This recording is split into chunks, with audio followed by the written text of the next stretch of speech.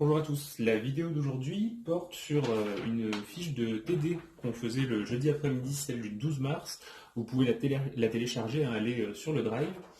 Donc dans cette fiche, on va parler de nomenclature et de représentation des molécules. On va également faire un petit peu d'analyse conformationnelle, notamment sur les cyclohexanes.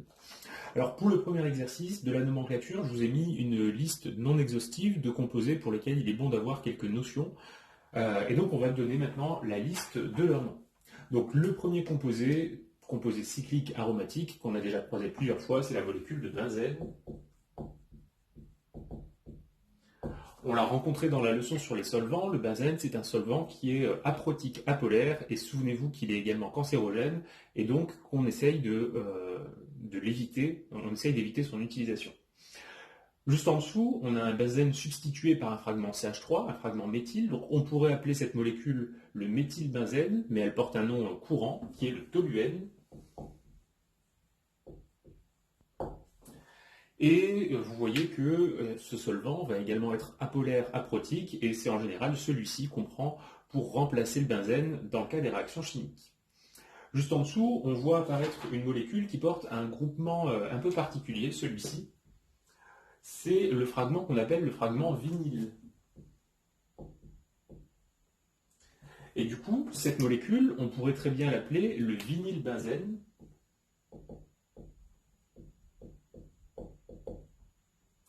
Mais elle porte également un nom courant, c'est la molécule de styrène.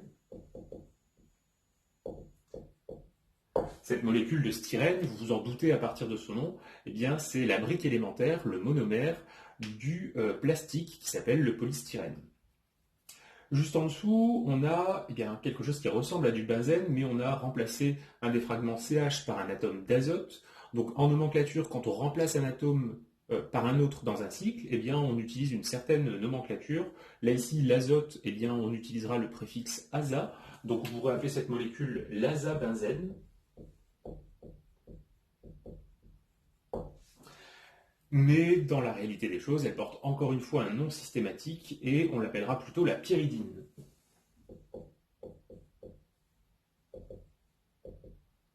Pyridine qu'on abrège en général par les lettres PY. Un point à connaître concernant la pyridine, le doublet non liant de l'azote qui est ici n'est pas conjugué avec l'ensemble des doubles liaisons de la molécule, même si on repère un enchaînement N sigma pi, la position géométrique des électrons de ce doublet non liant, parallèle par rapport au plan du cycle, empêche la délocalisation qui se fait, elle, avec des orbitales moléculaires perpendiculaires au plan du cycle. Juste en dessous, un composé qui a beaucoup d'hétéroatomes, donc de l'oxygène, de l'azote. Cette molécule porte un nom systématique, c'est ce qu'on appelle la molécule d'urée.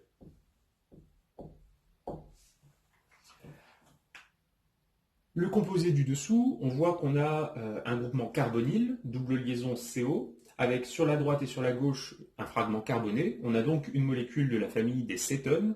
Pour donner son nom, eh bien, on va analyser la chaîne carbonée la plus longue, la numéroter. Ici, la molécule étant symétrique, on peut numéroter de la gauche vers la droite ou dans le sens inverse.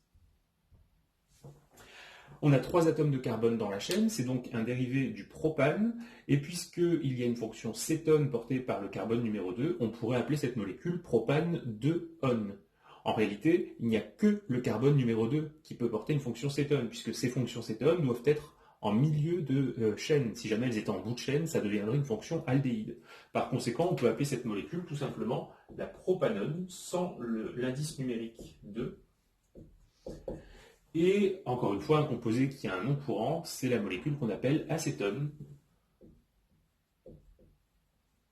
qui est très fréquemment utilisée en chimie pour nettoyer la verrerie. C'est un bon solvant de nettoyage.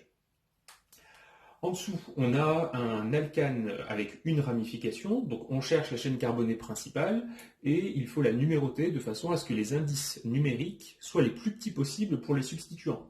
Donc si on voulait la numéroter de la droite vers la gauche, on aurait 1, 2, 3, le substituant méthyle qui est ici porté par le carbone numéro 3.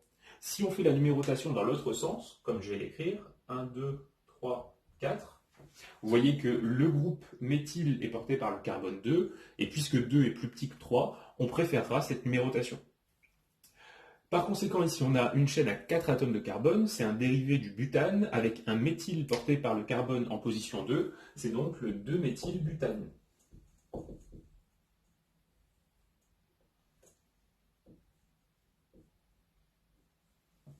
Faites attention, lorsque vous mettez comme ça des indices numériques, entre l'indice numérique et une lettre, vous devez mettre un tiret, et non pas une virgule. Pour la molécule du dessous, on a un hydrocarbure qui porte deux fonctions alcènes. C'est donc une molécule de la famille des diènes. Si on analyse un petit peu sa structure, on remarque qu'elle est symétrique, et donc, encore une fois, on va pouvoir numéroter de la gauche vers la droite ou dans l'autre sens de façon identique. Et lorsqu'on a des fonctions alcènes, on va devoir préciser le premier atome de carbone affecté par cette liaison. Par exemple, ici sur la gauche, eh bien, on dira que cette liaison est portée par le carbone numéro 1. Mais évidemment, si le carbone numéro 1 fait une double liaison, ça ne peut être qu'avec le carbone numéro 2.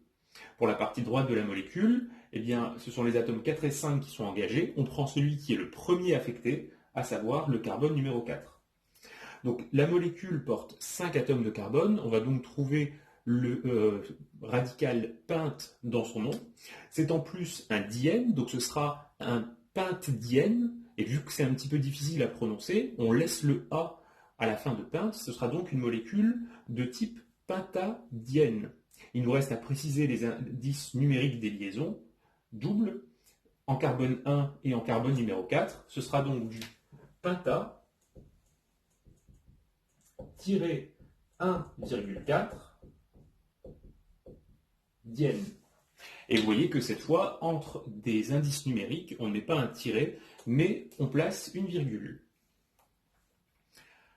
Alors, pour la deuxième ligne, on a différents composés. Tout d'abord, un composé cyclique. Les composés cycliques, ce sont des, lorsqu'il n'y a que du carbone et de l'hydrogène, ce sont des cycloalcanes. Ici, on a un cycle qui va constituer lui-même la chaîne principale, donc on peut le numéroter dans le sens des aiguilles d'une montre ou inverse. Vu qu'on a 5 atomes de carbone, ce sera un dérivé du pentane, un dérivé cyclique du pentane, c'est donc le cyclopentane.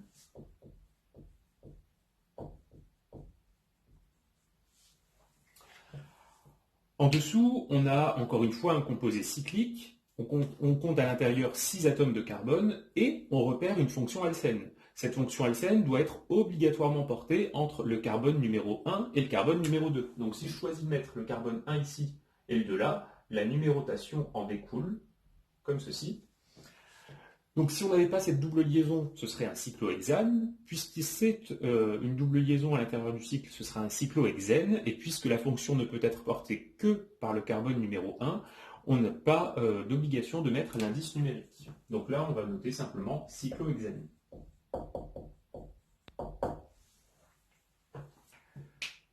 En dessous, une molécule de la famille des alcools, encore une fois une molécule symétrique, donc on peut numéroter de la gauche vers la droite ou de la droite vers la gauche. On a une chaîne carbonée à 3 atomes de carbone, c'est donc un dérivé du propane, avec une fonction alcool portée par le carbone numéro 2, c'est donc le propane 2-ol.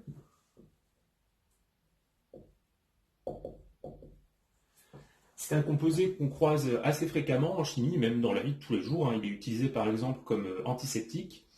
On lui donne un autre nom également, puisque la chaîne carbonée comme ça ramifiée, c'est une chaîne isopropyle, et donc on peut aussi le nommer isopropanol.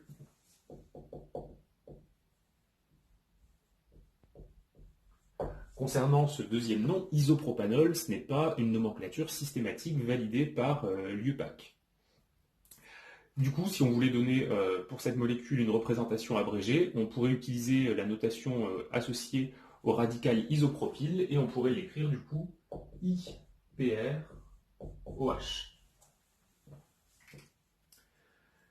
Alors le composé du dessous, c'est un composé ionique et vous avez un oxygène O-. Si à la place de cet oxygène, c'était un fragment hydroxyle, OH, vous reconnaîtriez immédiatement la molécule d'éthanol. Et bien là ici, c'est une molécule d'éthanol qui a perdu un H+, donc c'est un éthanol déprotoné. De façon générale, lorsqu'on a un alcanol qui est déprotoné, son nom, bien, ce sera un ion alcanolate. En l'occurrence ici, vu que c'est un composé à 2 atomes de carbone, ce sera l'ion éthanolate.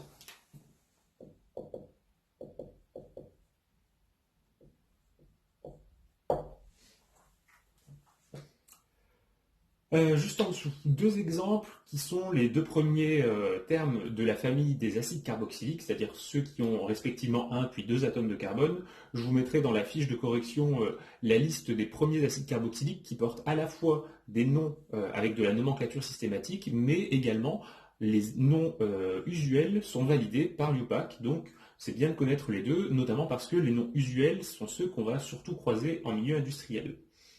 Alors le premier, c'est un acide carboxylique dont la chaîne carbonée ne contient qu'un seul atome de carbone. Lorsqu'on a un alcane à un atome de carbone, c'est du méthane. Lorsqu'on a une fonction acide carboxylique, on met le préfixe acide et le suffixe oïque. La fonction sera toujours portée par le carbone numéro 1. Et donc ici, on l'appellerait l'acide méthanoïque.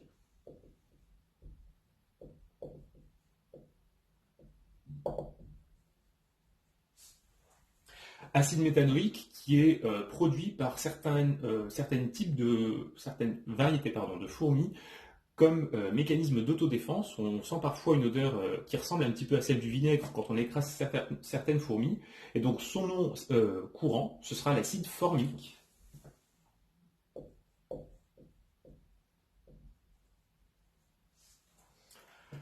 Juste en dessous, l'exemple suivant, donc toujours un acide carboxylique, cette fois avec deux atomes de carbone dans la chaîne, c'est donc l'acide éthanoïque.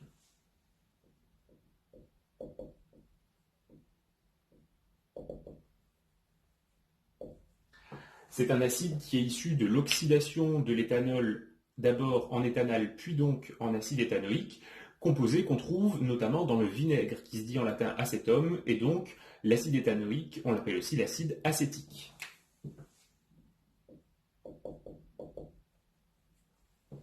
Au passage, on repère dans l'acide acétique un groupe caractéristique assez fréquent en chimie, celui-ci, CH3, C double liaison O, puis ensuite une liaison qu'on va pouvoir connecter à différents groupements, qu'on appelle le radical acyle, et qu'on va noter AC. Par conséquent, avec cette abréviation, l'acide acétique peut être écrit ACOH.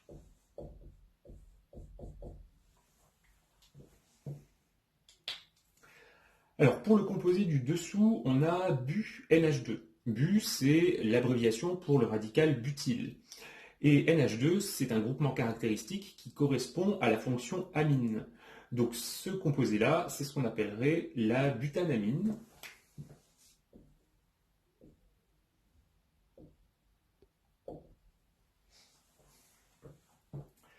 Juste en dessous, on a un autre représentant de la famille des amines, sauf que l'azote n'est pas relié seulement à deux hydrogènes, mais à trois groupements carbonés. Vous voyez que précédemment, on en avait un seul. En réalité, les azotes dans la famille des amines peuvent être reliés à un, deux ou trois groupements carbonés, et on définira par conséquent les amines primaires, secondaires et tertiaires.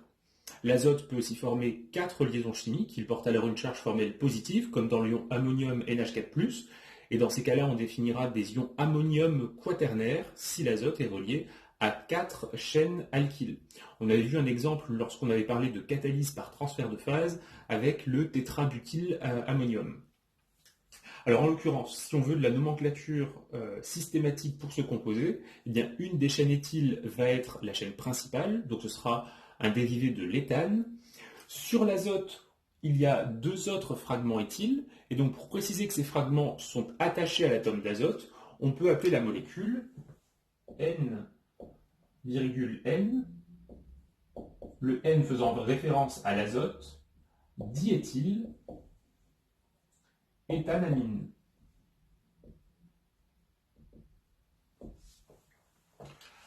Donc la NN-diéthyléthanamine porte également un nom usuel puisqu'elle est très utilisée en chimie. On a trois fragments éthyles et donc on l'appelle fréquemment la triéthylamine.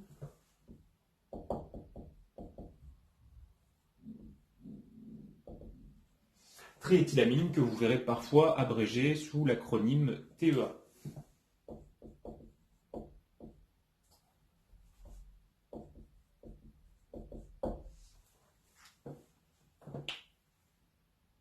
Alors pour la suite, on a comme molécule suivante un représentant de la famille des hétéroxydes. Un hétéroxyde, c'est lorsqu'on a un atome d'oxygène relié à deux fragments carbonés qui ne sont pas forcément les mêmes. Là ici, si on s'intéresse à la chaîne carbonée principale, la plus longue, c'est celle de droite, c'est une chaîne propyle. On va la numéroter. 1, 2, 3. Et l'autre chaîne, celle de gauche, contient un seul atome de carbone, c'est une chaîne méthyle, elle sera mise non pas à la fin du nom. Donc là ici, pour nommer un hétéroxyde, ce sera un alcanoxy-alcane, en mettant la première chaîne la plus courte, oxy entre les deux, et la chaîne la plus longue comme suffixe. Donc ici, ce sera du méthoxy. Propane. Ces molécules de la famille des hétéroxydes, vous les croiserez fréquemment, notamment comme solvants de réactions chimiques. Juste en dessous, on a une molécule un peu particulière. Si à la place du chlore ici, on avait un fragment OH, ça aurait été une molécule d'acide, ça aurait été une molécule de la famille des acides carboxyliques. Plus précisément, PHCO2H, on l'avait déjà vu, c'est l'acide benzoïque.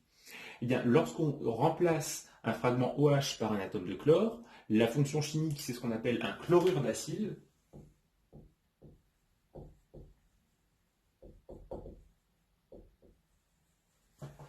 Et on voit le côté acyle par la double liaison CO. Et en l'occurrence ici, eh bien, c'est le composé qu'on va appeler le chlorure de benzoyle.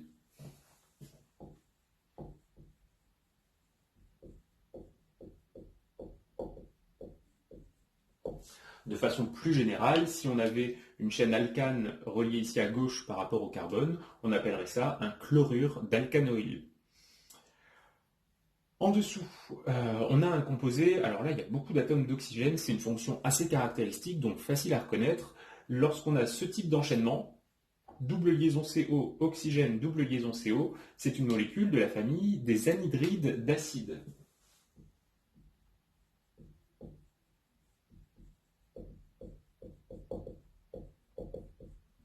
Alors on appelle ces molécules de cette façon. Dans anhydride, on voit le mot anhydre qui signifie sans eau, parce que pour former un anhydride d'acide, on peut faire réagir deux acides carboxyliques l'un avec l'autre, et l'addition de ces deux molécules va libérer une molécule d'eau. Il y a donc bien une déshydratation lorsqu'on fait l'addition de deux acides carboxyliques l'un sur l'autre.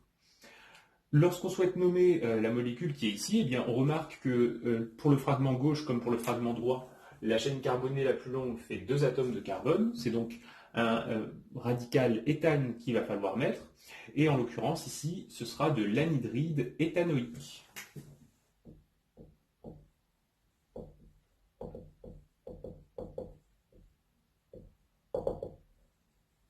Anhydride éthanoïque, on peut lui donner un autre nom, puisqu'on a vu tout à l'heure que éthanoïque c'était équivalent à acétique, donc on peut aussi l'appeler l'anhydride acétique.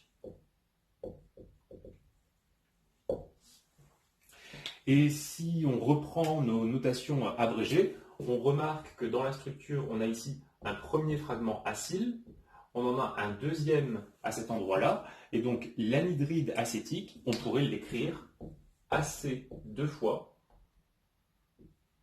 oxygène. Alors pour l'exemple du dessous, on a un alcane ramifié. Et pour cet alcane ramifié, bien cette fois la numérotation ne va pas être identique suivant qu'on la fasse de la gauche vers la droite ou de la droite vers la gauche. Donc je vais représenter les deux numérotations possibles. Donc on commence par chercher la chaîne carbonée la plus longue. Ici c'est assez évident, hein, c'est celle que j'ai mis en horizontale. Si on numérote de la gauche vers la droite, 1, 2, 3, 4, 5 et 6. On va faire une numérotation dans l'autre sens, en dessous, 1, 2, 3, 4, 5 et 6. Pour savoir quelle est la numérotation qu'il faut prendre pour avoir le bon nom de la molécule, il faut comparer les indices numériques associés aux substituants.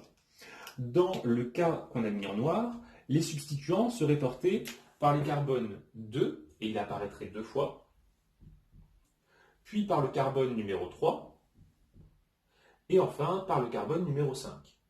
Donc là, ici, on aurait ce jeu d'indices numériques. Pour la numérotation qui est en bas, en vert, eh bien, on aurait les substituants portés par le carbone numéro 2, un autre porté par le carbone 4 et deux substituants par le carbone 5. Donc on met deux fois le chiffre 5. Pour comparer ces deux jeux d'indices, eh bien, on va regarder le premier des deux. En l'occurrence, en haut, on a le chiffre 2, en bas la même chose. On ne peut pas trancher à partir de là. On regarde le deuxième indice. En haut, on a un 2, en bas, on a un 4. Et puisque les indices numériques doivent être les plus petits possibles, ça veut dire que la numérotation en verte n'est pas la bonne et qu'il faut par conséquent utiliser la numérotation en noir.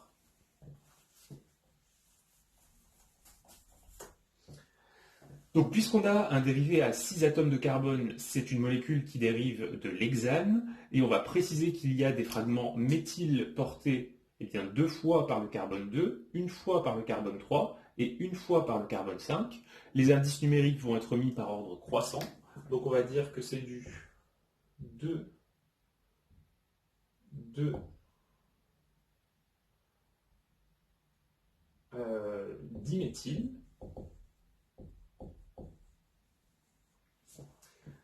tiré 3 méthyl, tiré 5 méthyl, et là il faudrait l'écrire à la suite, hexane.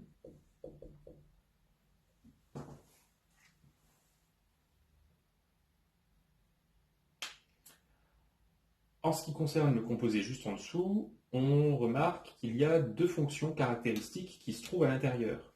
Ici, en vert, on met en évidence une fonction cétone. Et sur la droite, je vais mettre en rouge en évidence une fonction alcool.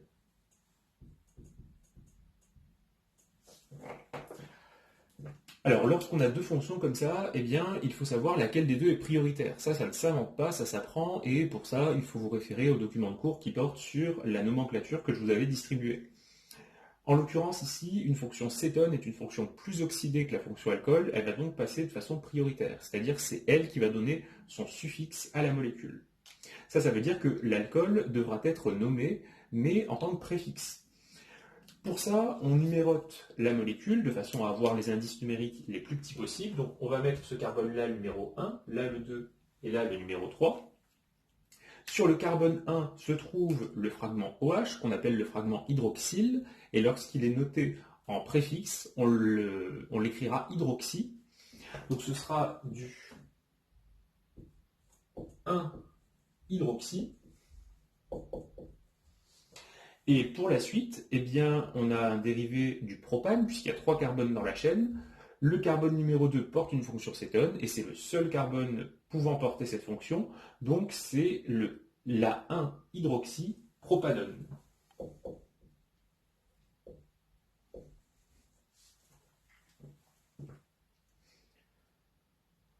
Ensuite, pour l'exemple suivant, on repère dans la molécule, encore une fois, deux fonctions.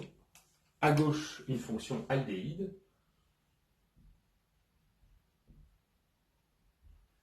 et au centre de la molécule, une fonction cétone.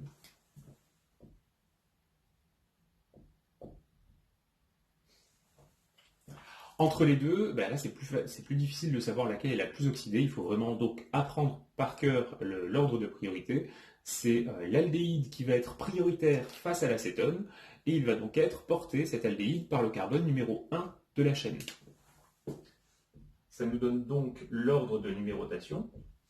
On a un dérivé à 5 atomes de carbone, donc une molécule qui dérive du pentane. Vu qu'on a un aldéhyde sur le carbone 1, c'est même un pentanal. Et la double liaison CO portée par le carbone numéro 3 se nomme en préfixe oxo. Donc ce composé-là, c'est ce qu'on va appeler le 3-oxopentanal.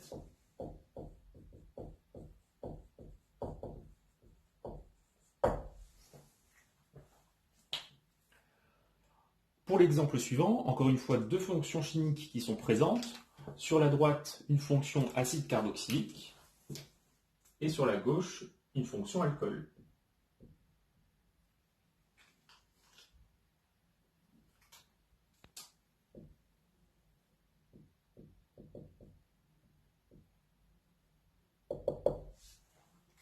Entre les deux, la fonction la plus oxydée, c'est la fonction acide carboxylique qui va être prioritaire. Le carbone en question va être le numéro 1 dans la numérotation de la nomenclature. 1, 2, 3, 4. On a vu tout à l'heure que pour le carbone numéro 3, le fragment OH se nomme en préfixe hydroxy. Et par conséquent, cette molécule, ce sera l'acide 3-hydroxybutanoïque.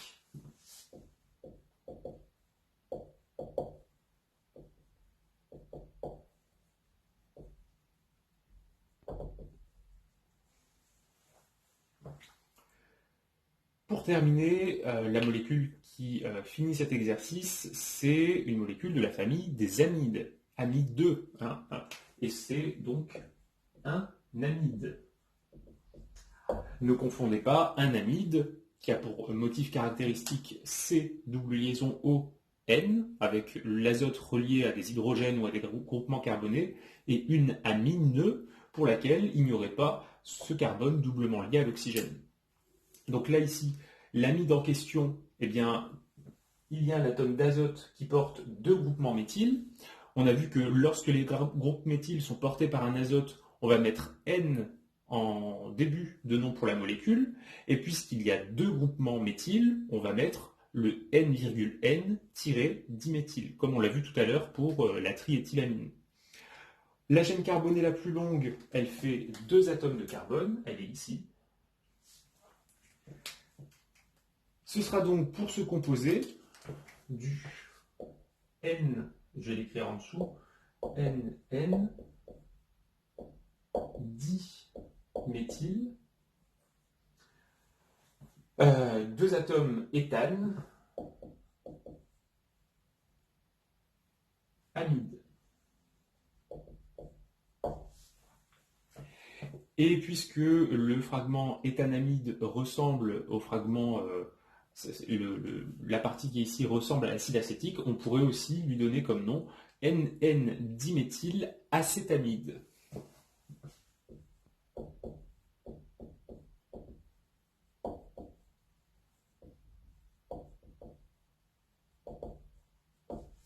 Donc ça, c'est le nom qui dériverait du nom trivial acide acétique. En ce qui concerne l'exercice suivant, c'est un exercice normalement relativement simple qui va vous faire travailler sur la notion de représentation topologique. Donc on vous donne différentes molécules représentées en semi-développé. On vous précise que le fragment phényl C6H5 dont on vous donne la structure en semi-développé, eh bien on peut l'écrire également pH, on l'avait déjà vu dans le cours. Et ensuite, eh bien, on vous donne des molécules à représenter en topologique. Donc on commence par le petit a.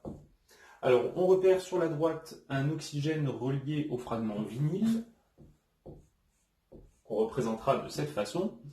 Sur la gauche, l'oxygène est relié à un fragment CH2. Ce fragment CH2 est relié à un fragment CH portant un groupement méthyle CH3 et en bout de chaîne, un autre fragment méthyle. Donc voici la première molécule. Pour le petit b, on nous parle de la molécule de myrcène. Alors, on commence avec la double liaison qui est à gauche. Elle est substituée à gauche par 2 fragments méthyle. Et sur la droite, eh bien, on a un enchaînement avec CH, puis CH2, encore un CH2, puis C doublement lié à un fragment CH2, et de l'autre côté, on a CH, double liaison CH2. On compte le nombre d'atomes de carbone pour être sûr de ne pas se tromper. 1, 2, 3, 4, 5, 6, 7, 8, 9, 10. Je crois que j'ai mis un atome de carbone en trop. C'est là, ici.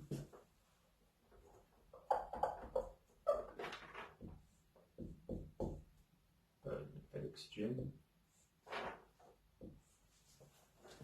Donc, CH2 double liaison, ce CH2, un deuxième CH2, carbone double liaison ici, et fragment CH. Ok, c'est cette molécule-là. Ensuite, pour le composé C, on nous parle de la molécule d'aspartame. Alors, dans l'aspartame, sur la gauche, on repère COOH, qui est une fonction acide carboxylique, relié à un fragment CH2, lui-même relié à un CH relié à une fonction amine NH2. Ah non, du coup, c'est pas une fonction amine puisqu'on a... si, pardon, si, c'est bien une amine. Ensuite, on a un C double liaison O, donc un fragment carbonyle, qui donne une fonction amide avec le NH qui est ici. Ce NH qui va être relié à un fragment CH, donnant d'un côté CH2 phényl, et de l'autre côté CH2OH.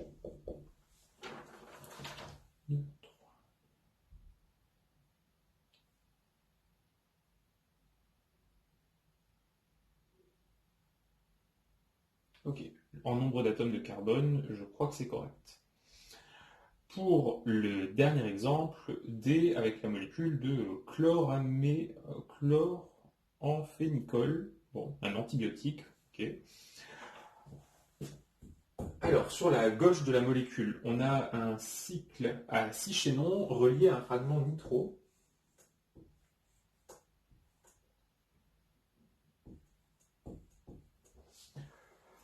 Dans le cycle se trouvent deux doubles liaisons, une tout en haut et une en bas à droite. Ce cycle est relié à un CH substitué par un hydroxyle. Le CH continue avec un autre CH relié à un fragment CH2OH.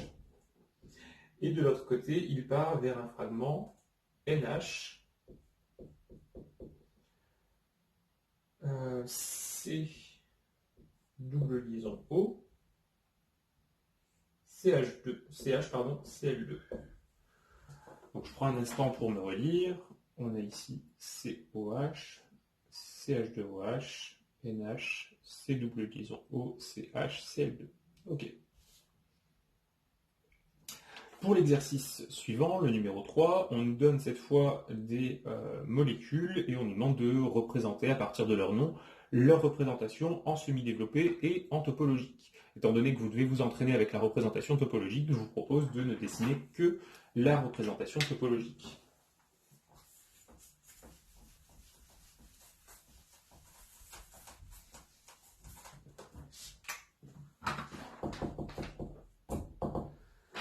Alors, la première molécule, c'est la 1-phényléthanone. Alors, lorsqu'on a un nom comme ça, il faut toujours rechercher le morceau du nom qui correspond au nombre d'atomes de carbone présents dans la chaîne principale. En général, cette information se trouve au milieu du nom. Là, ici, c'est le morceau ETH, qui nous dit que dans la chaîne carbonée principale, il y a 2 atomes de carbone.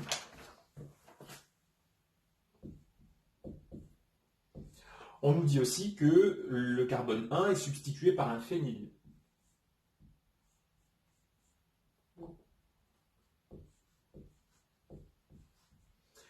Et qu'on a une fonction cétone qui est présente. Bien, si on essaye de la mettre sur le carbone 2, ce ne serait pas une cétone, mais une fonction aldéhyde. Donc forcément, la cétone est portée par le carbone numéro 1.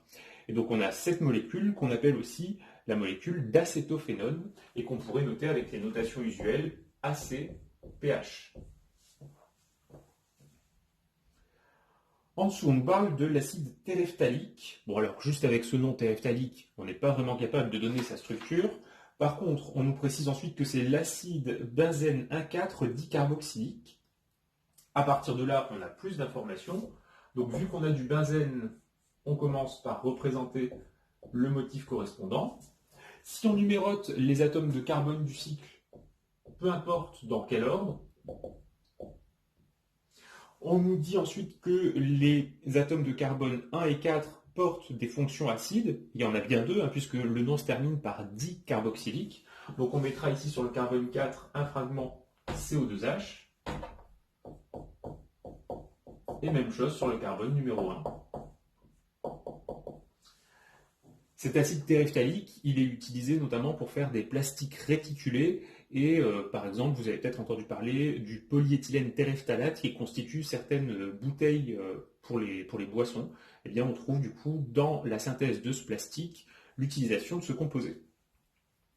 La dernière molécule, le linalol, donc ça c'est un composé qui fait partie de la famille des molécules odorantes, qui a une odeur plutôt agréable, très utilisée en parfumerie, qui s'appelle du coup le 3,7-diméthylocta-1,6-diène-3-ol.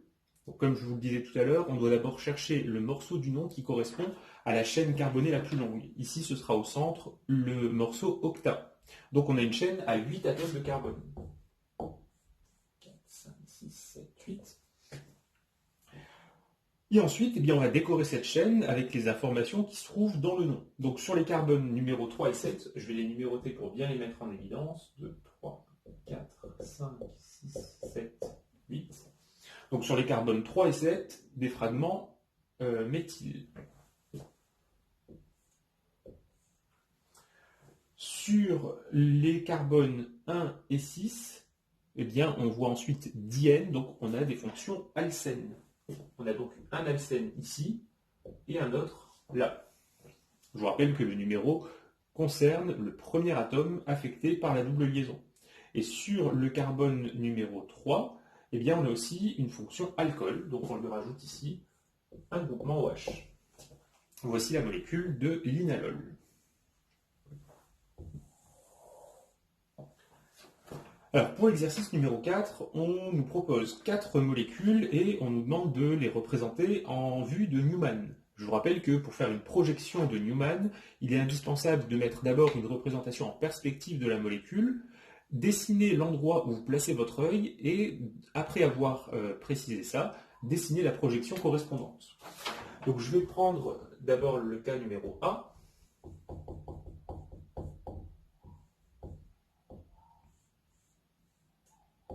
Je vais utiliser les abréviations qu'on avait vues dans le cours, donc ME pour méthyle-CH3, ET pour le fragment éthyle, CH2CH3. Là ici, on a un groupement OH, derrière un hydrogène, méthyle et hydrogène. Donc, pour faire la projection de Newman, je vais considérer par exemple que je place mon œil sur la gauche, ici, et que je regarde la molécule dans ce sens, suivant l'axe de la liaison que je repasse ici en rouge. Évidemment, vous auriez pu choisir de mettre votre œil sur la droite, ce serait quelque chose de tout à fait valable. Donc à partir de ce dessin, vous devez préciser sur la projection de Newman la position des liaisons. Et là, comme je vous l'avais déjà dit en cours, si vous avez une bonne visualisation dans l'espace, c'est génial. Si jamais vous ne l'avez pas, utilisez des stylos. Et vous vous dites par exemple que le fragment méthyle qui pointe à l'avant, vous l'attribuez au feutre avec le capuchon bleu. L'hydrogène qui est à gauche, ce sera le capuchon rouge. Et lorsque vous regardez ça face à vous, vous vous dites, finalement, le bleu va en bas à droite, alors que le rouge va en bas à gauche. Une fois que vous avez fait ce petit travail plusieurs fois avec les stylos, vous allez voir qu'au fur et à mesure, à force de vous entraîner, vous verrez les choses de façon un petit peu plus rapide. Donc là, ici, je représente l'atome de carbone qui est celui-ci, qu'on voit à l'avant, et vous voyez que directement en haut par rapport à l'œil et face à lui, on a un fragment méthyle. Donc je vais mettre une première liaison comme ceci.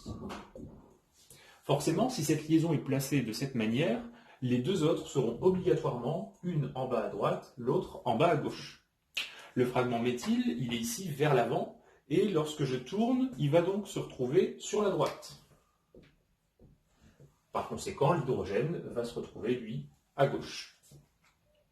Intéressons-nous maintenant aux liaisons du carbone qui est à l'arrière, celui-là. On remarque qu'elles vont être éclipsées par les liaisons du carbone qui sont à l'avant. Et puisqu'elles sont éclipsées, pour faire la projection Newman, on va très légèrement les décaler. On les décale toutes dans le même sens, donc là ici je les décale toutes dans le sens des aiguilles d'une montre, et puis on va préciser leur position. Le méthyle, il éclipse le fragment éthyle, par conséquent à l'arrière, ici, c'est le fragment éthyle. Pour le carbone qui est proche de l'œil, le méthyle éclipse le fragment hydroxyle. Donc derrière, on a ici OH. Et enfin, l'hydrogène qui est derrière éclipse un autre hydrogène. On a donc ici la projection de Newman pour la première molécule. On poursuit avec le B. Donc je vais commencer par remettre au tableau la molécule telle que dessinée sur le sujet.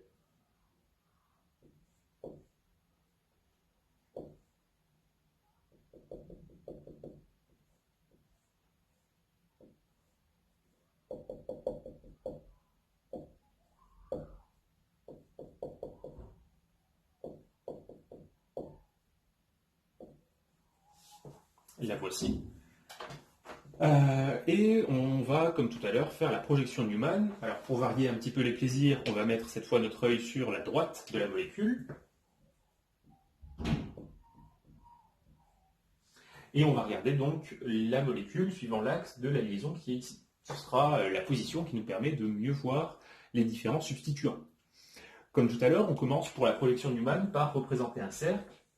Et on va mettre, pour le carbone le plus proche de l'œil, celui de droite, eh bien, la position des liaisons. Juste au-dessus de l'œil, dans le plan dans lequel on observe, on a le fragment CHO. Donc on le place ici. Et puisque cette liaison a cette position, les deux autres seront forcément en bas à droite et en bas à gauche. Si on regarde ici le méthyle, il est vers l'avant. Si on se décale, eh bien, ça voudrait dire qu'il reviendrait ici sur la gauche. Et l'hydrogène, lui, serait à droite. Pour les liaisons associées au carbone à l'arrière de la projection Newman, on constate qu'elles sont en décalé par rapport à celles du carbone à l'avant. Donc on peut déjà mettre la position de ces liaisons. En faisant attention, je vous rappelle de bien s'arrêter à l'intersection avec le cercle correspondant au carbone de la face avant. Le fragment méthyle, il est dans le même plan que le fragment CHO. Donc là, ici, ce plan, il va être vertical. On met donc le méthyle de la face arrière ici. Le fragment OH est vers l'avant, comme le méthyle. Donc vu qu'ils sont du même côté, ils vont se retrouver ici, du même côté. Et sur la droite, il nous reste un hydrogène, et on a comme ça la représentation de Newman de la molécule.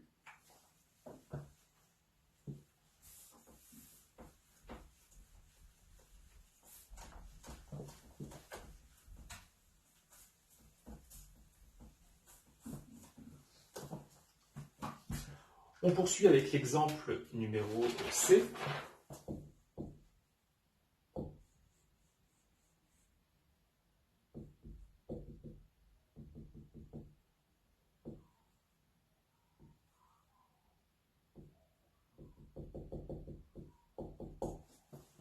Alors, dans cette molécule C, on voit qu'il y a deux atomes de carbone pour lesquels on précise des liaisons vers l'avant ou vers l'arrière.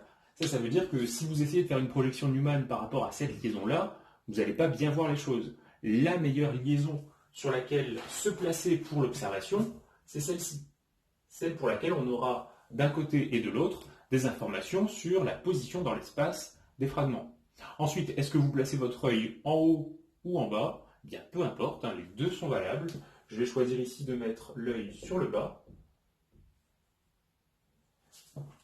Donc là, vous pourrez recopier ce que je vais dessiner, mais l'idée, par exemple, pour vous entraîner, ce serait de se dire quel dessin on obtiendrait si on plaçait l'œil vers le haut. Ça peut être une bonne façon pour vous de vous entraîner.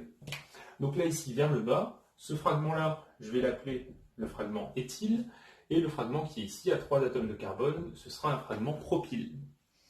Je place d'abord le cercle correspondant au carbone de la face avant, je mets les liaisons, je constate que les liaisons sont éclipsées, sont décalées avec celles du carbone à l'arrière, donc je fais ce motif-là, et une fois que ce motif est dessiné, eh bien, il faut le décorer avec les substituants. D'abord, au-dessus de l'œil, on trouve le fragment éthyle, pour le carbone à l'avant. À l'avant, donc à gauche, se trouve l'hydrogène. À la droite, se trouve l'hydroxyle. À l'arrière, on aura à l'avant hydrogène. À droite, c'est-à-dire à l'arrière, le méthyle. Et le fragment propyle va être dans le même plan que le fragment éthyle.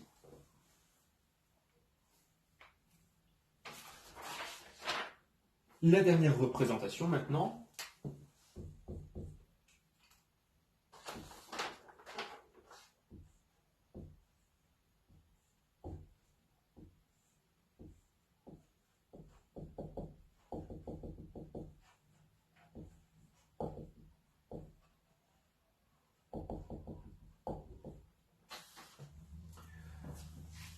Alors là, pour cette molécule, eh bien, vous voyez qu'encore une fois, on a de l'information sur la position des groupements sur deux atomes de carbone adjacents.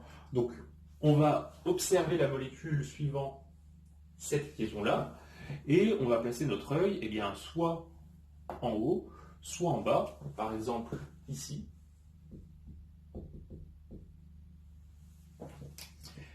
On remarque que les liaisons sont éclipsées les unes par rapport aux autres et que le fragment au-dessus de l'œil, c'est un méthyle. Donc je commence par dessiner ce motif.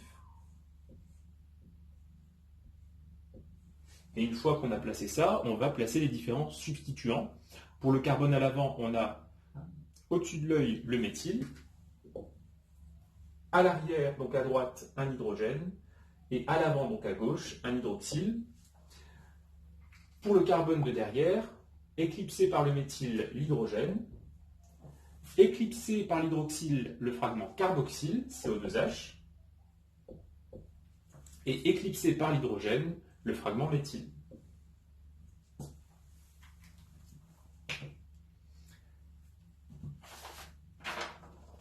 Donc voilà pour cet exercice, pour lequel donc, on passait d'une représentation topologique avec des liaisons en crâne vers des représentations de Newman. L'exercice suivant, c'est exactement l'inverse. On vous donne des représentations de Newman et on doit passer en topologique. Alors, pour l'exercice donc numéro 5, je vais essayer de ne pas redessiner les différentes représentations qui sont sur le sujet. Pour le cas petit a, on constate que la représentation Newman correspond à des liaisons qui sont éclipsées. Donc, vu que c'est éclipsé, je peux représenter ce motif-là.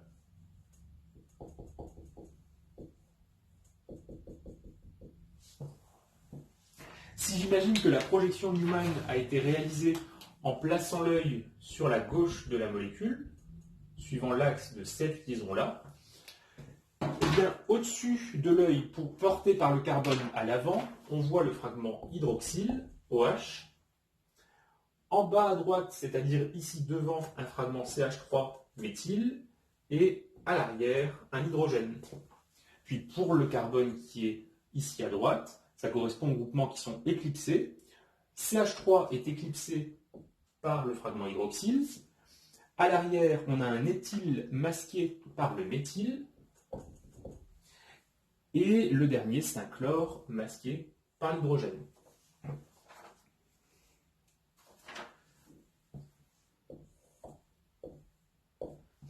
Pour l'exemple B, on constate cette fois que les liaisons sont décalées. Donc, on peut représenter le motif suivant.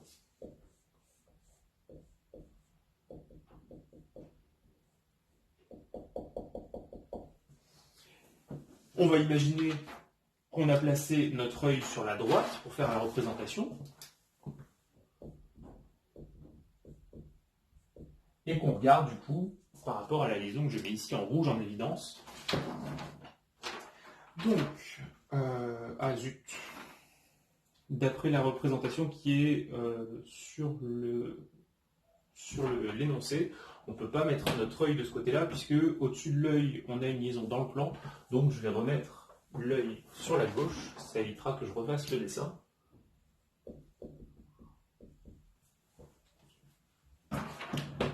Et donc, au-dessus de l'œil se trouve un fragment hydroxyle. Sur la gauche, dans la représentation de Newman, ce qui correspond à l'arrière, sur cette représentation-là, on voit un fragment éthyle. Et à l'avant, un hydrogène. Pour le carbone qui est à l'arrière dans la projection Newman, il est ici à droite dans la représentation topologique. Il porte dans le plan un fragment hydroxyle. Sur la droite, c'est-à-dire ici à l'avant, un hydrogène. Et sur la gauche, c'est-à-dire ici à l'arrière, un fragment méthyle.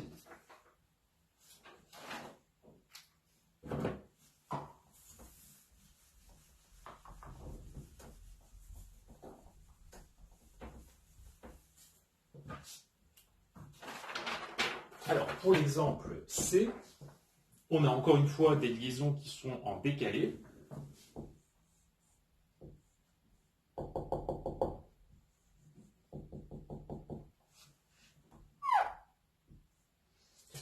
Et donc cette fois, j'ai été plus vigilant. Le dessin que j'ai dessiné là correspond à une observation de la molécule lorsque l'œil est vers la droite, suivant l'axe de la liaison carbone-carbone qui est au centre. On aura pour le carbone à l'avant dans la projection Newman, au-dessus de l'œil, un atome de brome. Sur la gauche, c'est-à-dire ici à l'avant, un fragment méthyle, et à l'arrière, l'hydrogène. Pour les substituants du carbone portés à l'arrière dans la projection Newman, on a dans le plan l'hydroxyle. En haut à droite, c'est-à-dire ici vers l'arrière, un fragment cyclohexyle, qu'on abrège par les lettres CY, et de l'autre côté, un hydrogène. Pour finir, la représentation D. Cette fois-ci, on retrouve des liaisons qui sont éclipsées.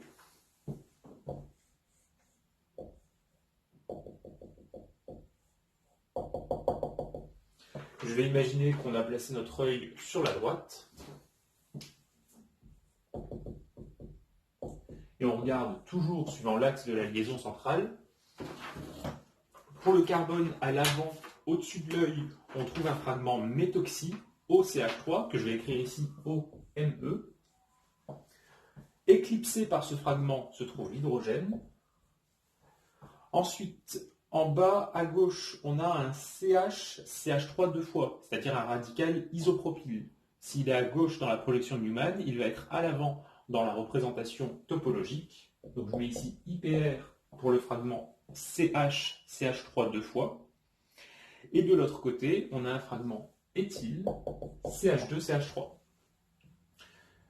Ensuite, bien, on fonctionne avec qui éclipse qui. Le fragment isopropyle éclipse un fragment méthyle, qui va donc venir ici à l'avant. Et le fragment éthyle va masquer à l'arrière un fragment éthyle. Non, je me suis planté. Isopropyle, méthyle, et à l'avant, c'est un éthyle qui masque, là ici, un méthyle. À l'arrière, on a bien H et deux fragments méthyle.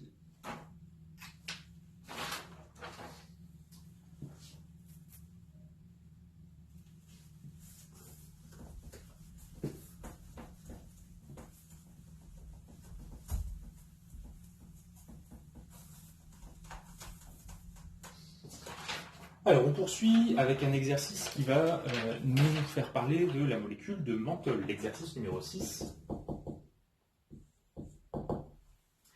On nous donne une représentation topologique, sans préciser s'il y a des liaisons vers l'avant ou vers l'arrière pour la molécule de menthol, et on nous dit, sachant que 3 substituants du cycle sont en position équatoriale, représenter la conformation obtenue, représenter la molécule. Et ensuite, on devra également dessiner la chaise inverse. Donc là, ici, lorsqu'on a une molécule possédant un cycle à 6 chaînons, avec uniquement des liaisons simples, c'est-à-dire un cyclohexane, et qu'on vous demande de représenter une conformation chaise, eh bien, on peut dessiner l'un ou l'autre des deux motifs de la chaise. Donc on commence en mettant soit celui-ci, ou alors celui-là.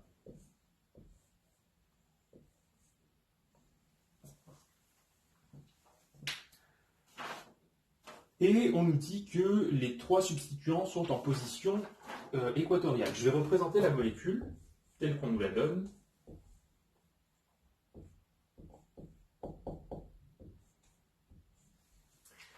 Et on va numéroter le cycle pour ensuite mettre en évidence la numérotation entre cette représentation et celle qu'on a mis au-dessus. On va prendre la numérotation systématique 1, 2, 3, 4, 5, 6, qui correspond donc à la nomenclature de la molécule. À partir des représentations qui sont au-dessus, bien vous voyez que là en bas, j'ai tourné dans le sens des aiguilles d'une montre. Je vais prendre par exemple ce cycle qui est ici et tourner aussi dans le sens des aiguilles d'une montre en mettant le carbone numéro 1 absolument où on veut. 1, 2, 3, 4, 5, 6. Et à partir de là, eh bien, on place les substituants en sachant qu'ils sont dans des positions équatoriales. Pour le carbone numéro 1, il porte l'hydroxyle. La liaison équatoriale portée par ce carbone sera celle-ci. Et donc, il va être là. Ensuite, le carbone numéro 2 porte un fragment isopropyle que je vais noter dans la suite IPR,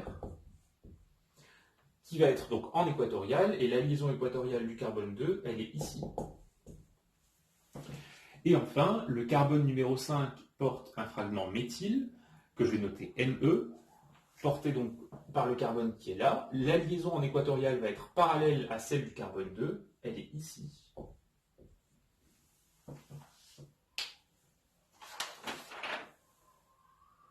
Donc ça peut être votre première réponse, et lorsqu'on vous demande ensuite de représenter la conformation obtenue en inversant la chaise, eh bien, on va reprendre le motif cette fois sur la droite, et on peut replacer les numéros. Donc là, une petite astuce, eh bien, on regarde le carbone le plus à droite de cette représentation, ça va rester celui le plus à droite de l'autre représentation. Même chose, le carbone ici 3, le plus à gauche, reste ici.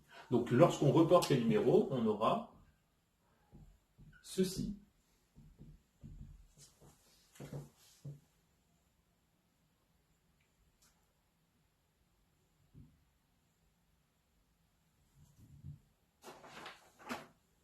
Et donc là, une autre façon de répondre à la première question, ce serait de se dire, bien, comme on l'a fait précédemment, sur le carbone numéro 1, eh bien, on a un fragment hydroxyle en équatorial, il sera ici. Sur le 2, un isopropyle en équatorial.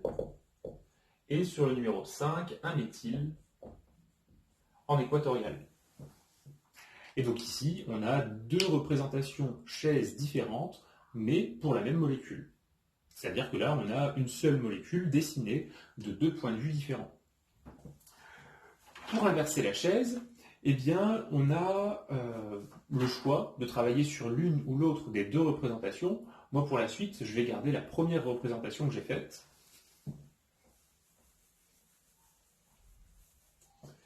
Et lorsqu'on inverse une chaise, il faut se souvenir de ce qu'on va écrire maintenant.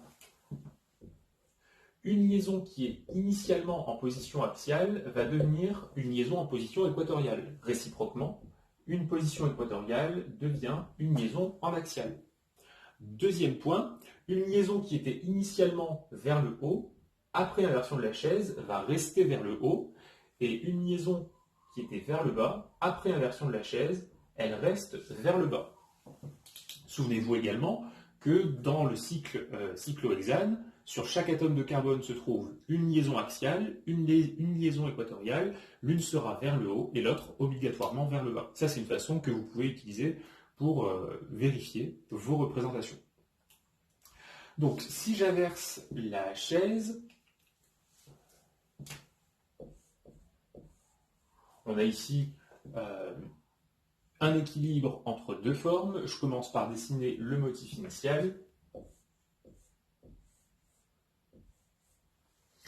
Et donc, pour passer de la représentation de gauche à celle de droite, ce qui s'est produit, c'est que le carbone numéro 6 est parti ici vers le bas, et il se retrouve là, alors que le carbone numéro 3, lui, a fait un déplacement vers le haut, et il se retrouve ici.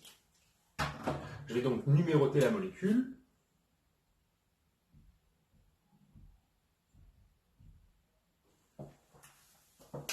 Et à partir de là, eh bien, on applique la clé de représentation qu'on a écrite en rouge. Sur le carbone numéro 1, le fragment hydroxyle était initialement vers le haut en équatorial. Dans la chaise inverse, il va rester vers le haut, mais passer en position axiale. Il va donc être ici. Pour le carbone numéro 2, on avait isopropyle vers le bas en équatorial, il sera là vers le bas en axial. Et pour le carbone numéro 5, le méthyle était vers le haut en équatorial, il va être vers le haut en axial.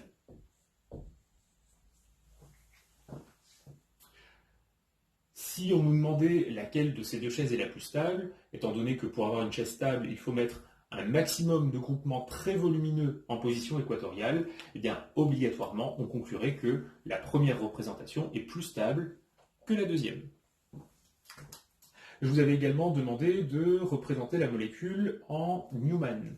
Alors, pour représenter les cyclohexanes en Newman, il faut se poser une question, c'est quelles sont les deux liaisons qu'on va mettre face à nos yeux pour la représentation. Et le choix n'est pas anodin.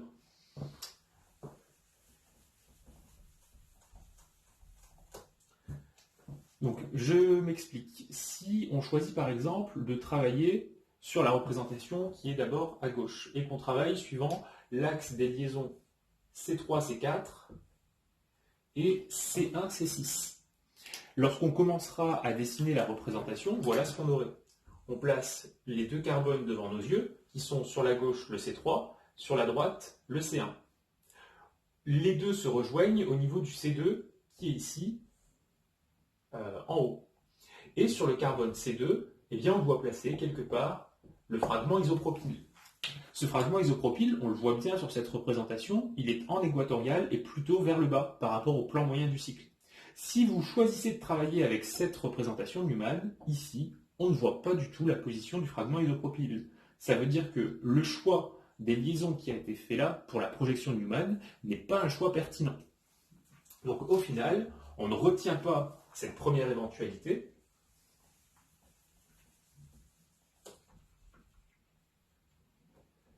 Il faut que les groupements que les carbones qui portent des groupements substituants soient ceux qu'on mette face à nos yeux. Ici, une façon, ce serait de travailler suivant l'axe des liaisons C1, C2, C4, C5. Une fois qu'on a déterminé ça, on peut placer notre œil ici en haut à gauche ou en bas à droite, peu importe. Je vais choisir de le mettre en haut à gauche et on regarde donc dans ce sens-là. Par rapport à la position de l'œil et des atomes, donc on place les deux atomes de carbone qui sont face à l'œil, ce sont donc ici à gauche le carbone C4 et à droite le carbone C2. On remarque qu'ils ferment le cycle en allant vers le bas. Donc là ici, la jonction entre les deux se fait vers le bas. Une fois que j'ai dessiné ça, pour le carbone de gauche, vu qu'il a une liaison ici en bas à droite, les deux autres sont forcément en bas à gauche et vers le haut. Réciproquement pour le carbone de droite. On regarde ensuite ce qui se passe pour les carbones à l'arrière de la projection Newman, donc cette fois ce sont les carbones 1 et 5. On voit que ces carbones 1 et 5 se rejoignent au-dessus de l'œil avec le pont C6. Donc là ici, au-dessus de l'œil, on met le pont qui correspond au carbone 6. Si vous voulez, je fais rajouter ici les numérotations. Là c'est le carbone 3, là c'est le carbone 6. Et une fois qu'on a placé donc ces deux liaisons, la position des autres se déduit, elles vont être en décalé, une ici, une là, une ici et une ici.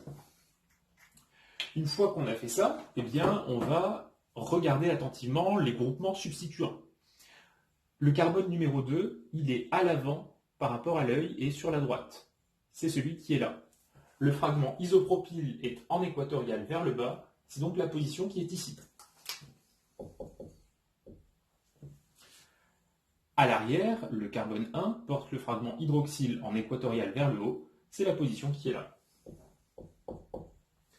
Enfin, le fragment méthyle porté par le carbone 5, qui est sur la gauche, le carbone à l'arrière, eh bien ce méthyle est en équatorial vers le haut, la position est ici. Une fois qu'on a fait ça, eh bien on sait que toutes les autres positions sont occupées par des atomes d'hydrogène qu'il ne faut pas oublier.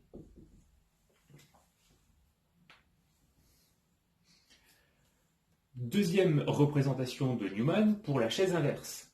Donc là, prenez un petit instant pour regarder cette chaise inverse et essayer de trouver les deux liaisons chimiques qu'on va mettre face à nos yeux de façon à faire apparaître tous les fragments substituants un peu de façon analogue à ce qu'on a fait ici. Alors, on regarde les fragments substituants et on va travailler donc, par exemple, par rapport aux liaisons C4, C5, C1 et C2. Et d'ailleurs, on n'a pas d'autre choix que de travailler vis-à-vis de ces liaisons-là.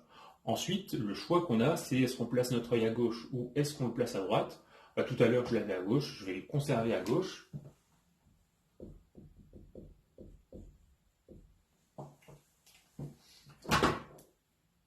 Et donc, on commence par dessiner le motif correspondant à la position des liaisons de la chaise. Là, ici, le fragment CH2 du carbone 3 est au-dessus de l'œil.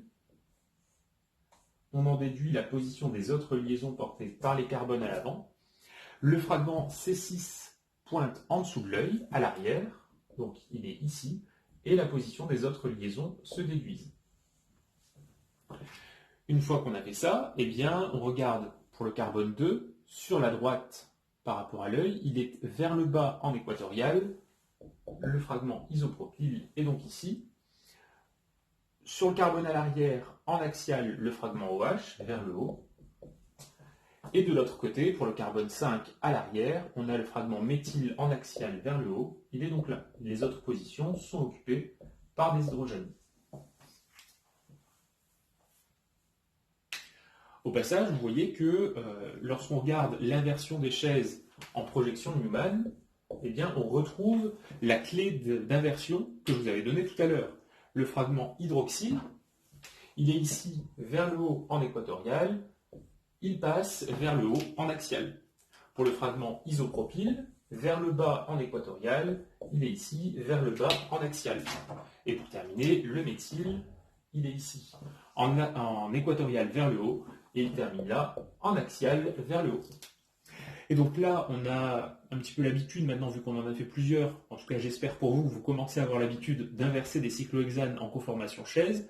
Il faudra aussi s'entraîner par la suite à inverser des cyclohexanes en représentation de Newman, grâce à ce qu'on voit sur cet exemple-là. Donc pour terminer l'exercice 6, on nous disait quelle conformation est la plus stable. Je vous ai déjà donné la réponse tout à l'heure. La plus stable, c'est celle qui met le maximum de fragments volumineux en position équatoriale. Les raisons, c'est les minimisations des répulsions stériques. Par exemple, si on regarde donc la représentation la moins stable, celle de droite, eh bien le fragment méthyle volumineux qui est ici va venir interagir avec le fragment hydroxyle qui est là, et l'interaction entre nuages électroniques, c'est une répulsion 1,3 diaxiale, qu'on appelle aussi parfois répulsion stérique, 1,3 diaxiale. Je vous rappelle que stérique, ça veut dire dans l'espace. On peut aussi voir qu'il y a des interactions qui sont déstabilisantes. Regardons la représentation de Newman qui est juste en dessous. Si on considère par exemple le fragment méthyle qui est ici, eh bien, il est en conformation décalée gauche avec le fragment CH2 qui est là, et on l'avait vu dans le cas de la molécule de butane, lorsque les fragments sont dans cette position, ce n'est pas une situation qui est extrêmement stable.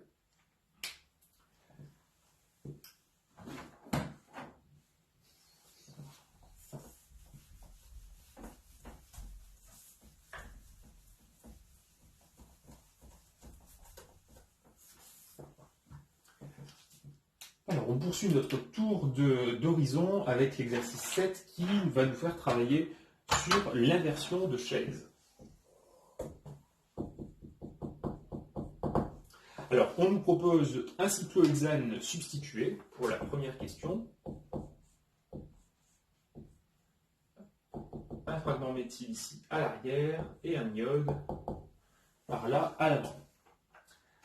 Alors, lorsqu'on a cette molécule représentée en topologique avec des liaisons en crâne et qu'on nous demande de dessiner une chaise, eh bien, on a deux solutions. Soit la chaise inverse. Bien, écoutez, on va essayer de dessiner les deux, puisque le but de l'exercice, c'est d'inverser les chaises. Donc, on va commencer par en dessiner une, peu importe que ce soit la plus stable ou la moins stable. Pour construire une représentation chaise, on place d'abord le motif initial. Alors, celui-ci ou l'autre, comme vous préférez, il n'y a pas d'importance. On va ensuite numéroter les atomes à l'intérieur du cycle. Je vais reprendre ici encore une fois la numérotation qui correspond à la nomenclature systématique. Et on représente ça sur le cycle qui est en dessous. Vous voyez que là, en haut, j'ai tourné dans le sens inverse de celui des aiguilles d'une montre. Je vais faire pareil sur le cycle du bas. Donc 1, 2, 3, 4, 5, 6. J'ai choisi de mettre le carbone numéro 1 là, mais j'aurais très bien pu choisir de le mettre n'importe où. Sur ce carbone numéro 1, on va avoir un atome d'iode. L'iode, il est ici vers l'avant. Lorsqu'on regarde la molécule, il va donc pointer vers notre œil. Ça veut dire que c'est comme si on mettait, par rapport à cette représentation, l'œil ici, au-dessus. Donc si l'iode pointe vers l'œil, il y a porté par le carbone 1, il n'y a qu'une liaison qui va vers le haut, c'est celle qui est ici en axial. Ensuite, porté par le carbone numéro 3, un fragment méthyle qui est dans la représentation du dessus vers l'arrière. Là, ça correspondra donc à vers le bas. Et la seule liaison vers le bas, c'est celle-ci, pour le carbone numéro 3. Donc là, on a la première chaise. Et pour pouvoir l'inverser, Eh bien, comme ce qu'on avait vu tout à l'heure, le carbone le plus à droite part vers le bas, le carbone le plus à gauche, ici C4, va partir vers le haut. On obtient la représentation suivante.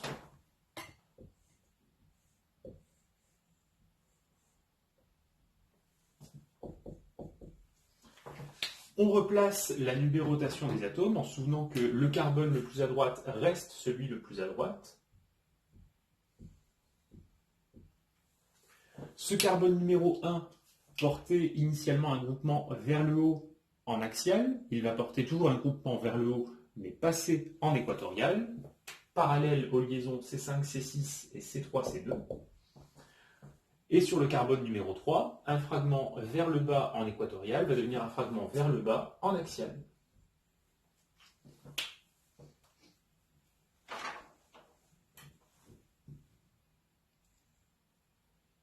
Alors ensuite, pour savoir quelle est la conformation la plus stable, eh bien il faut savoir est-ce qu'il vaut mieux mettre l'iode en axial, ce qui est déstabilisant pour lui, ou est-ce qu'il vaut mieux mettre le méthyle en axial, ce qui est aussi déstabilisant pour lui.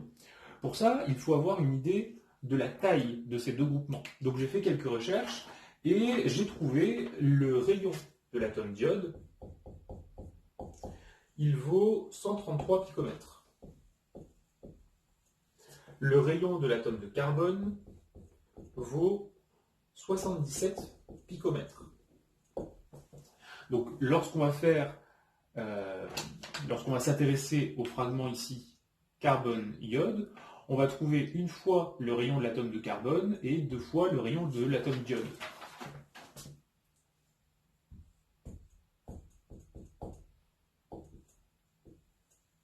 Je vais vous faire un schéma pour vous montrer ça.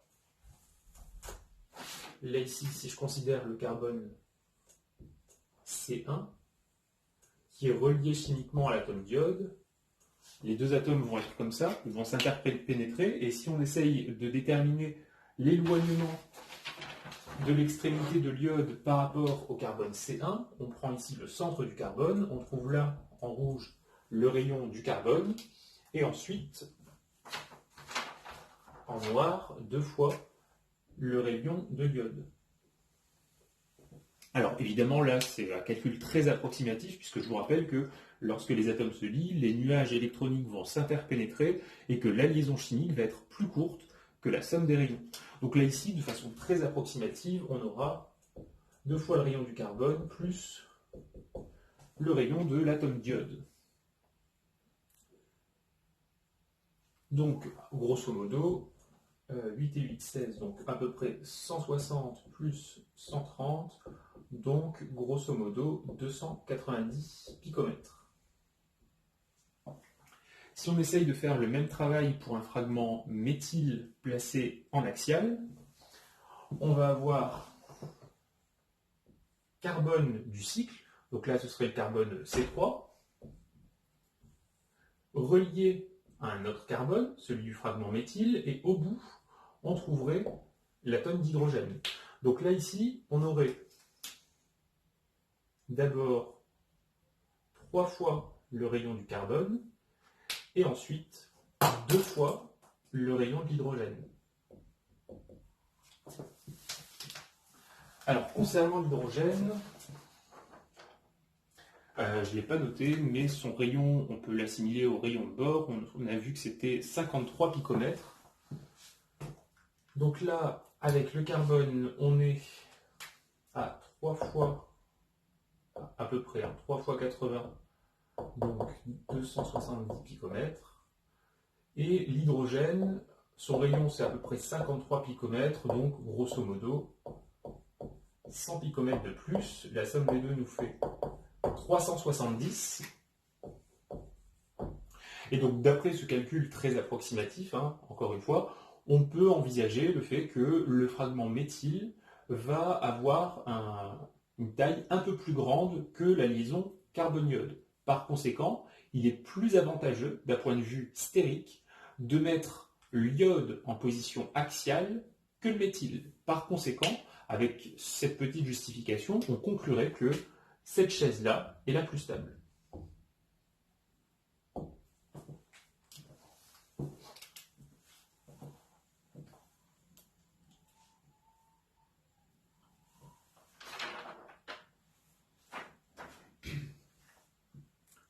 Alors, pour l'exemple numéro 2, on nous donne une représentation qui est déjà une chaise et on nous demande tout simplement de l'inverser.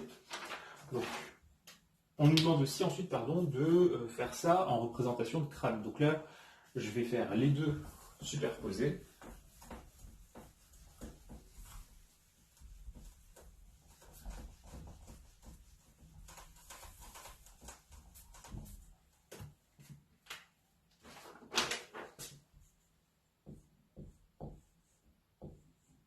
Donc l'énoncé nous donne cette molécule, méthylbrome iode. Et on va essayer... alors pardon, je me trompe, j'ai confondu là un instant Cram et Newman. On nous demande la représentation en Cram. Imaginons que notre œil soit placé au-dessus du cycle.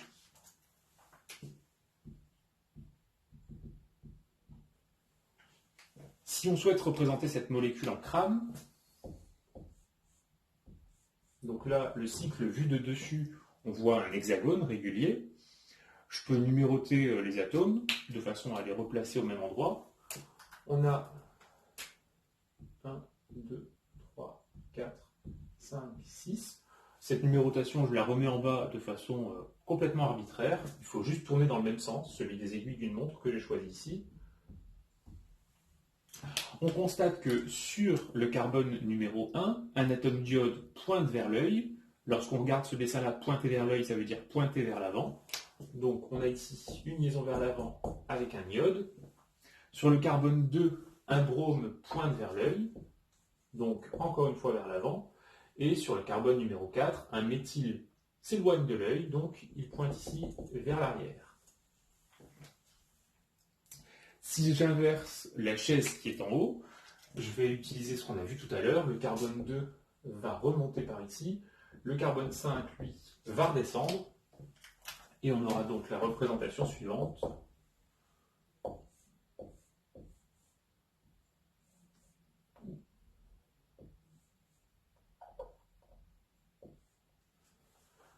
Alors, je remets la numérotation. Le carbone 2 est le plus à droite. Le carbone 5 le plus à gauche. Sur le carbone 2, on a initialement un brome en équatorial vers le haut. On va donc avoir un brome en axial vers le haut. Pour le carbone 4, le méthyle est initialement en axial vers le bas. Il va se retrouver ici en équatorial vers le bas. Et les liaisons auxquelles il est parallèle sont celle-ci et celle-là. Donc, il vient comme ceci. Et pour finir, sur le carbone numéro 1, l'iode est initialement en axial vers le haut, il va se retrouver en équatorial, mais en restant vers le haut, comme ceci.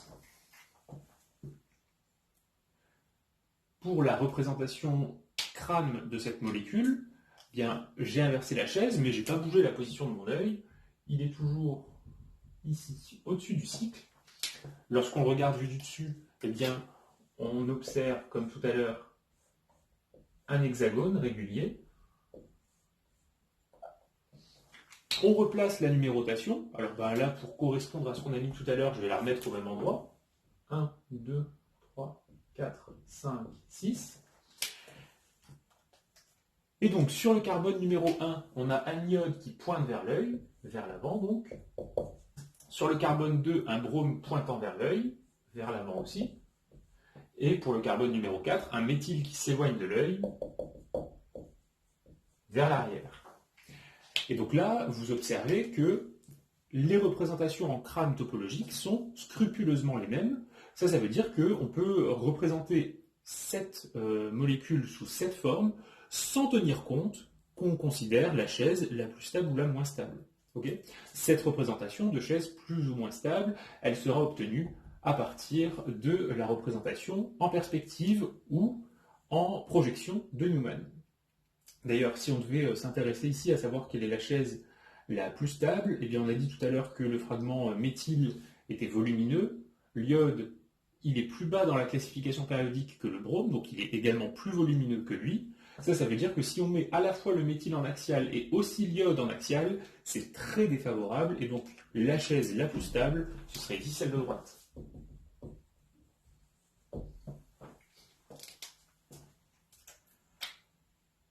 conclure cet exercice, un dernier exemple d'inversion qui se base uniquement sur la projection de Newman.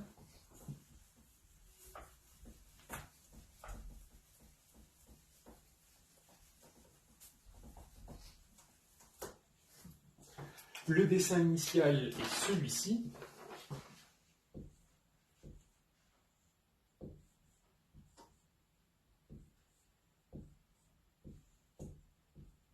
Sur lequel on va placer donc hydrogène, éthyle, hydrogène, hydroxyle, chlore, hydrogène, hydrogène, iode. Alors, comment faire pour inverser une chaise directement à partir de la projection de Newman? On va utiliser encore une fois le fait que les carbones diamétralement opposés, celui qui est vers le bas va partir vers le haut, celui qui est vers le haut va partir vers le bas. Les carbones qui vont changer de position ici, enfin en tout cas qui vont passer du bas vers le haut et réciproquement, sont ceux qui sont à cet endroit-là. Celui-là, initialement plutôt vers le bas par rapport au plan moyen du cycle que je modélise ici en pointillé, eh bien il va partir vers le haut, et réciproquement, celui qui est à l'arrière va partir vers le bas. Une fois qu'on sait ça, eh bien on peut représenter le motif vierge qu'on va ensuite compléter correspondant à la chaise inverse.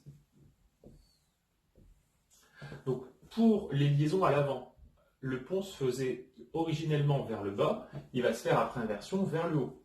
À partir de la position de ce pont, les autres liaisons ont déduit leur position. À l'arrière, c'est la situation inverse, donc les liaisons vont se placer de cette façon. Et maintenant qu'on a ce motif vierge, on va le compléter avec les différents substituants. Regardons d'abord le carbone qui est ici à l'avant, à gauche. Il porte hydrogène en bas en équatorial et iode en haut en axial. L'iode va rester en haut, mais il passe d'axial à équatorial, il va donc se retrouver ici. L'hydrogène, lui, va passer en axial en restant vers le bas. Pour le carbone de la face avant à droite, eh bien, il y a deux atomes d'hydrogène, on les replace. On retourne du côté gauche, mais on regarde cette fois le carbone à l'arrière. En bas, en axial, il y a un chlore. Le chlore va rester en bas, mais passer en équatorial, il vient ici. Et l'autre substituant à l'arrière, c'est un hydrogène, initialement en équatorial vers le haut, qui passe en axial vers le haut. Du côté droit, à l'arrière, on avait un hydroxyle vers le bas qui reste vers le bas. Et le dernier groupement, c'était un éthyle en équatorial vers le haut qui passe en axial en restant vers le haut. Si on devait analyser maintenant la stabilité de ces deux représentations, je vais mettre en évidence sur la molécule les groupements en équatorial, différents de l'hydrogène. Initialement, il y en a un seul, le fragment éthyle. Et dans la représentation de droite, il y a l'iode, le chlore et le fragment hydroxyle qui sont en équatorial. Et puisque du coup la représentation de droite met un plus grand nombre de groupements en position équatoriale, c'est celle de droite qui va être la plus stable.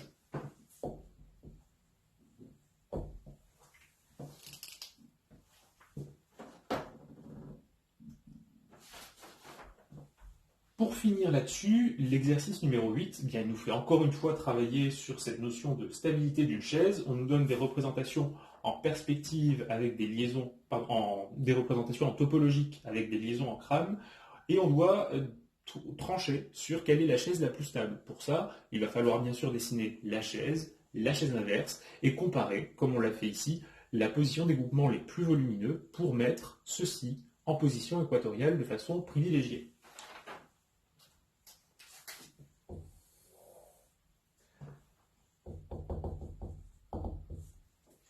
Donc pour le premier exemple, on a cette molécule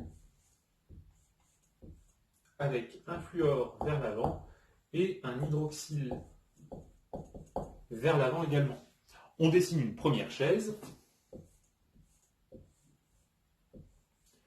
On va mettre donc ici par exemple le fluor vers le haut. À 2 carbones d'écart, l'hydroxyle sera lui aussi vers le haut. Il vient ici. On sait déjà que cette chaise est la moins stable puisqu'elle va mettre les deux fragments en axial. Lorsqu'on l'inverse,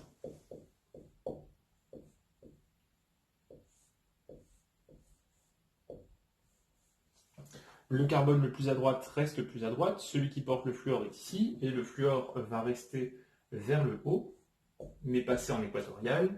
Même chose pour l'hydroxyle, il est là et il va être vers le haut, en équatorial. La chaise la plus stable est donc celle de droite.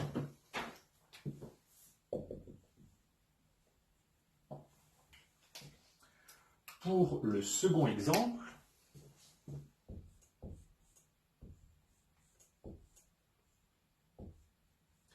on a deux fragments méthyle qui pointent vers l'avant et un tertiobutyle qui pointe à l'arrière. Comme tout à l'heure, bien, je dessine un motif de chaise. On va avoir par exemple ici un méthyle vers le haut, je vais le mettre en axial. Le carbone qui est ici, c'est le carbone qui est là, puis le tertiobutyle est porté par le carbone qui est ici. Il pointe vers le bas, donc là en équatorial. Ensuite, ce carbone-là correspond à celui-ci, celui-là à celui-ci. Il porte un méthyle vers le haut.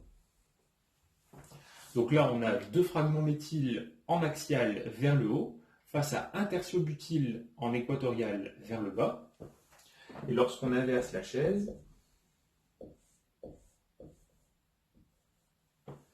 le méthyle qui est ici va rester vers le haut, mais passer en équatorial. Le méthyle qui est là reste vers le haut en équatorial. Et le tertiobutyle qui est ici va rester vers le bas, mais passer en axial. Et donc là, pour essayer de savoir quelle est la situation la plus privilégiée, souvenez-vous bien de ce qu'est un groupe méthyle et de ce qu'est un groupe tertiobutyle. Méthyle, fragment CH3, donc un carbone, 3 hydrogènes. Le fragment tertiobutyle, ce sera CH3, 3 fois. En d'autres termes, ça veut dire que le volume d'un tertiobutyle est très nettement supérieur au volume d'un méthyle.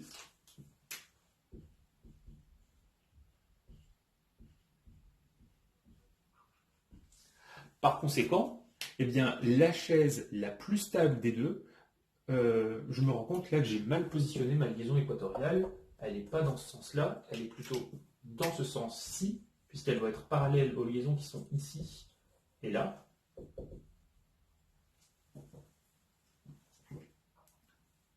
Donc, le fragment tertiobutyle, il est tellement volumineux que c'est lui qui va adopter la position équatoriale, et donc là, entre les deux, bien que on ait deux méthyles en axial, la chaise la plus stable sera celle-ci.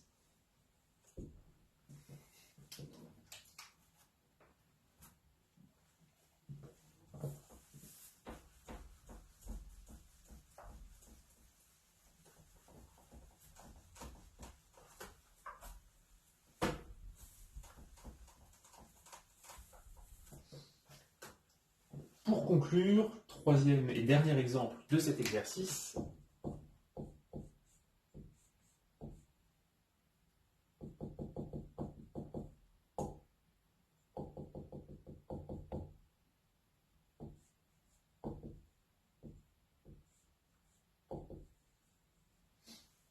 Donc voilà la molécule avec laquelle on travaille. On va dessiner la chaise et son inverse.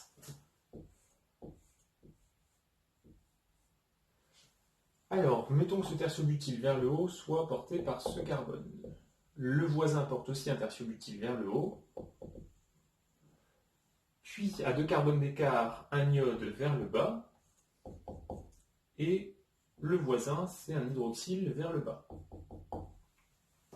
Donc là, on a deux fragments tertiobutyle, un en axial, l'autre en équatorial, et un iode en axial, un hydroxyle vers le bas, donc en équatorial. Pour pouvoir trancher sur la chaise la plus stable, on dessine l'inverse.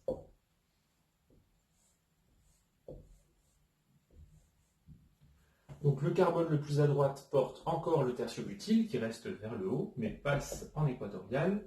Pour l'autre, c'est un tertiobutyle qui va être vers le haut, mais en axial, ici. Ensuite, un CH2, iode vers le bas. Puis un hydroxyle vers le bas, qui va être donc porté par le carbone à l'arrière. Donc on remarque que cette fois-ci, on a encore une fois le fragment tertiobutyle. Donc on porte notre attention sur lui. Dans la première représentation, un est en équatorial, l'autre en axial. Évidemment, quand on inverse la chaise, un est en axial, l'autre en équatorial. Finalement, les groupements tertiobutiles ne vont pas nous permettre de trancher sur quelle est la chaise la plus stable. Il faut donc raisonner sur l'iode et l'hydroxyle.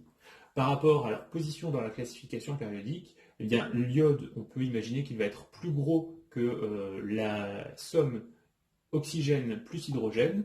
Donc si on suppose que le volume de l'iode est supérieur à celui du fragment hydroxyle, il vaudra mieux mettre l'iode en position équatoriale, comme dans la représentation qui est ici à droite, qui serait du coup la chaise la plus stable.